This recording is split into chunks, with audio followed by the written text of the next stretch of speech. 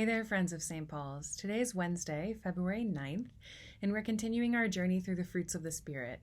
So far, we have explored love, joy, peace, patience, kindness with Neighborhood House last week, and this week we are thinking about goodness. Goodness as a fruit of the Holy Spirit. I don't know about you, but goodness often makes me think of a reprimanding parent telling their child to be good, or a teacher asking the students to behave well, to be good at school.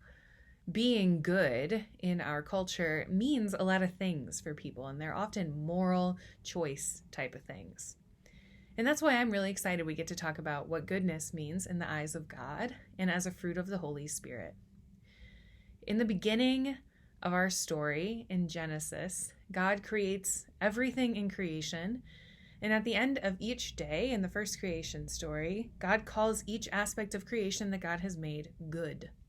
The Hebrew word here, good, is tov. Tov can mean good, and it can also mean beautiful or pleasing. I really like to think about goodness this way. That goodness is an attribute of God, but it's also one that God sees in creation. God knows that we are tov, good, beautiful, worth something. And so, maybe it's not just about behavior. Maybe goodness is an attribute of God that God imbues to creation, that we can't help but refract out into the world. It's just part of who we are because God has said so, and God has created us with intention and goodness. So this week, as you're thinking about what goodness means, and maybe you're putting pressure on yourself to be good and not eat such and such food, or you're encouraging a child to be good and speak more quietly, or not be so wild in the house, that you might actually be gifted with a pause by the Holy Spirit.